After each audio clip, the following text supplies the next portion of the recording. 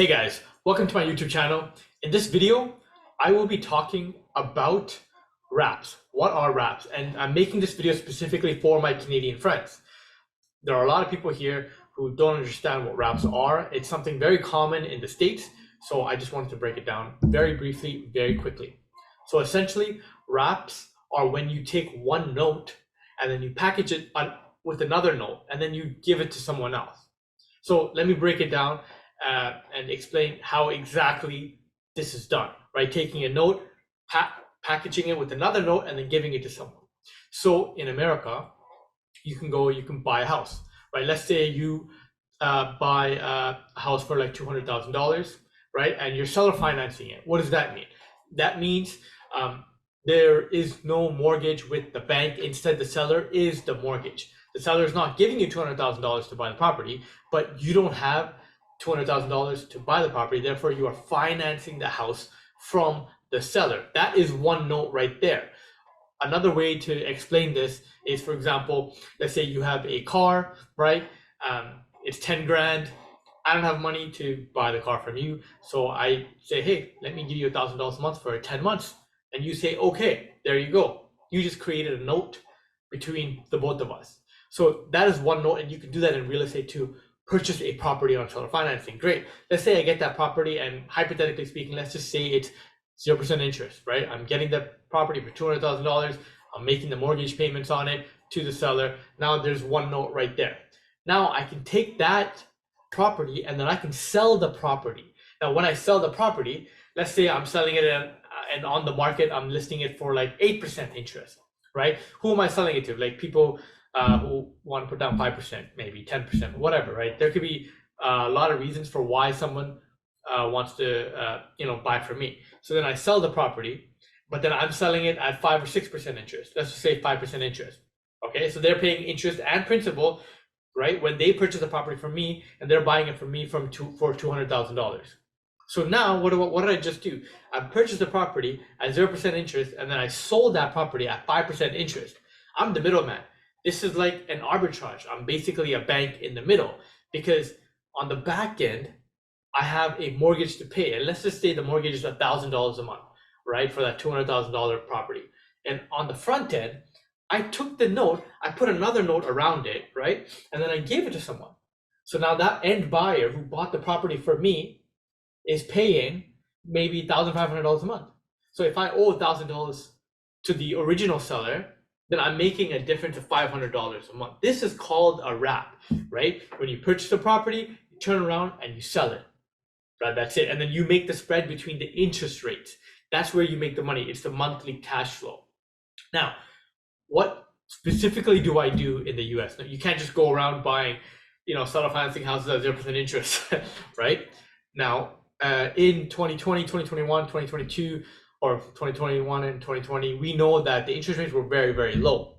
In America, they have something called term mortgages that last 30 years. So in Canada, we have 3 years, 5 years. Some people even take like 10 years. What does that mean? For 3 years, your mortgage interest rate will be like 3%. Let's say when you first got it, the interest went up. So what does that mean? Well, after the 3 years, you got to renew your mortgage, and whatever the current interest rate is, that's what you're going to be locking in. Every 3 or every 5 years, you keep renewing it again and again and again. That's what we do here in Canada. But in America, when you purchase a property, you can actually get a 30-year term mortgage. So whatever the interest rate is when you purchased it, you can lock that in for 30 years. The payments don't change. It doesn't matter if the interest rates go up. Pretty cool, right? So a lot of people purchase properties in 2020, 2021, even in the beginning of 2022 at low interest rates. They purchase those properties and they have a 30-year term mortgage on it. It doesn't change. Now, a small population of those people, maybe something happened in their life, right? They're going through a divorce or something big happened, like they lost a job and they can't afford to pay for their property anymore. So what happens in those situations? They're going to go into foreclosure because they're not making payments anymore, right? They've missed like 3 or 4 months payments. So obviously they want to sell the property. But what happened recently? The market went down, right? The housing prices are now lower than they were just like a year ago because the interest rates went up. Now in America, there's something called sub 2. This is the second part of this, okay? So first part was just understanding wraps. Second part is how I'm purchasing these properties, right? You can Google Sub2, Pace Morby talks about it all over like YouTube and the internet basically. So basically, it's short form for subject to existing mortgage, right? That means like in America, I can go to someone who's foreclosing on a property that missed 6 months of mortgage payments, and I can tell them, hey, keep the mortgage in your name. I'm not going to assume the mortgage, meaning I'm not going to the bank and showing them my credit score and qualifying for the mortgage. That's not what I'm doing, right? You can legally in the States keep the mortgage in the seller's name, but I buy the deed and the title because those three things are different. There's a mortgage, there's a deed, there's a title. Three different things, right? The mortgage says on the seller's name, who's about to foreclose on the property. I buy the deed and the title. Why would I do that? Why would the seller do that? The seller is doing that because me, think about it. I'm going to go in, I'm going to catch up that seller on all of their arrear payments. And then I'm going to be making payments to the mortgage. That means I'm building their credit up. I'm giving them an exit. I'm giving them an out. They don't need to foreclose or file for bankruptcy or do any of those things. They can build good credit because of something that I'm doing. I'm giving value to them. Therefore, there's a huge incentive for them to sell to me over selling to other people. So I can purchase that property subject to the existing mortgage that's already there. That means I get a mortgage for like 3.25% or 4% interest rate. Okay, and I'm buying the property for the remaining balance of the mortgage. So whatever, if the property is worth $300,000 and the mortgage is like $255, I'm purchasing the property for $255. Why? Because that's the remaining mortgage balance, and then I'm paying to catch up them on the arrears, paying for the realtor fees, the wholesaling fees, and whatever other fees that I need to pay for. Once I get that, that is my note. I turn around and I sell it to people at 8% interest or 7% interest. Right now, if you go to the traditional bank, a lot of people are not getting qualified for mortgages. Well, who are these people, right? Some people, because they have a lot of money saved up, but maybe they have bad credit. And other people are business owners who have done everything possible to show that they make $0 income, even though they're driving a Ferrari, right? There's a lot of people who just don't qualify for traditional, conventional mortgages at the bank. So these people want to buy properties on seller financing. I can offer that to them. So then I just list it on the MLS or on Facebook Marketplace where I find buyers. There's lots of ways to do it. You guys can go on YouTube, search it for yourself as well. I'll list the property. I'll sell it for like 7% interest. Now I'm making the spread between 3.25% interest that I am paying to this bank and 7% that I'm receiving on this end. The payments are not interest only. They are both interest and principal, right? Therefore, I am making a spread between both of these notes. This is a wrap. This is what I'm doing more of down in the States, specifically in Texas.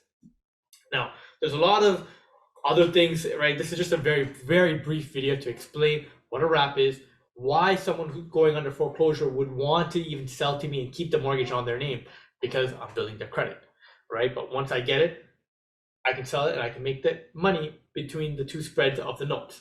Now, the second thing I want to explain is how do you invest? If you want to do this, how do you go? How do you do this? Well, one way is getting on the phone, and just calling like direct to seller, calling like every single homeowner and trying to get a deal. Another way is going onto Zillow, finding a bunch of houses and just making calls and talking to the real estate agent and seeing if what the pain point of the seller is. Why are they selling it? And it's a lot of work, but narrowing it down, trying to find out, okay, who's actually willing to sell to me, who is actually about to foreclose. Okay, these are the people that I want to go after. And then it's a lot of work, but it's very doable, right? Another way to invest is just partner up with someone like me or other people that are already doing it, right? That's it. Like, that's as far as I know. You can either do it yourself, DIY, or do it with someone who's already doing it. Two ways to invest in wraps.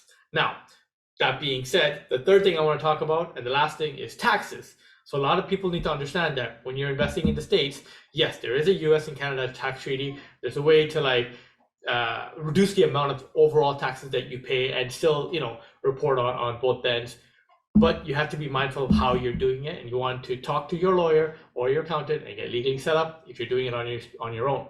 If you're partnering with someone, then you just got to make sure that they are already set up so that you don't get dinged, right? Because for myself, like in the States, if you just have an LLC, then Canada doesn't recognize the LLC the way the States recognize it. Therefore, you'll have to pay double taxation, tax to the IRS in the States and tax again in Canada.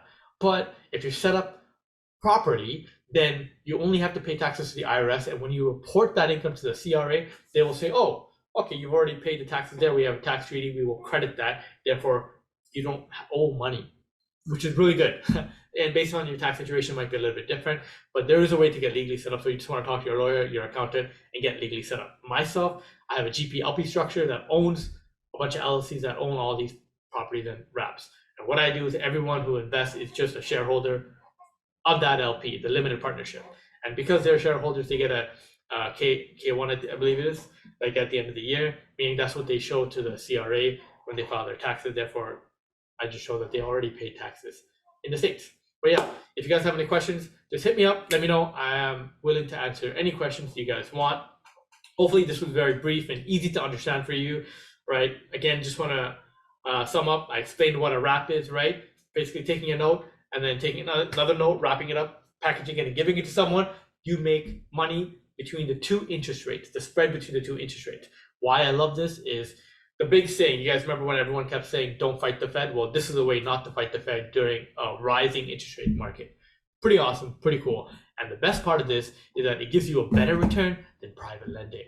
In the private lending world, people are making what, 12, 13, 14, maybe 15% interest, right? With something like this, you're not private lending, you're more of a private money partner, but regardless, you can make 16, 17, 18% return on your money versus 12, 13, 14. So pretty cool stuff. Let me know if you guys have any questions, hit me up. Thank you so much for watching, really appreciate it. Take care.